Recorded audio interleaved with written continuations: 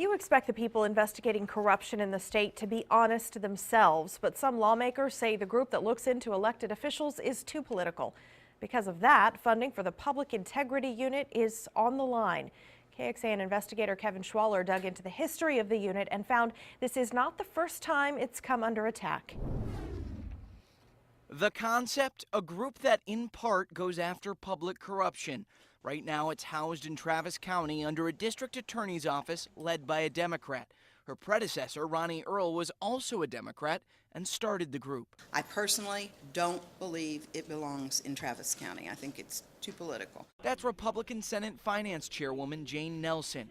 Right now, the Senate's budget as is would not give the Public Integrity Unit, or PIU, any money. The criminalization of politics undermines our very system. Former U.S. Congressman and Republican Tom DeLay was the target of an indictment from the PIU. His conviction was later tossed out. DeLay also accuses the unit of being political. So is it? The DA's office shows the unit has prosecuted 21 cases against elected officials since the late 70s. Of those, 15 cases are Democrats, 6 are Republicans. Still, Democrats were long the dominant party in the state until a shift in the 80s.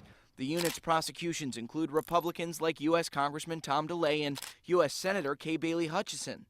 As for Democrats, the unit went after Texas Attorney General Jim Maddox, Texas Speaker of the House Gibson Lewis, and Texas Treasurer Warren G. Harding. The director of the unit, Greg Cox, wouldn't comment on the political accusations. With funding in question, he says the unit is focusing on doing its job. We don't really have much time to sit around and fret about those kinds of things. We just have a lot of work to do. For now, the unit continues as a smaller version of its former self. Kevin Schwaller, KXAN, investigates. Well, here's what the unit is working on now, and most of it isn't looking into public corruption. The Public Integrity Unit disbanded its sections that focused on insurance and motor fuels tax fraud. What's left is a unit looking into about 250 cases. 19 of those are public corruption cases. Only one of those is an elected official. The unit's director says the rest are fairly low-level state employees. The majority of the cases it works on are actually fraud cases where the state is the victim.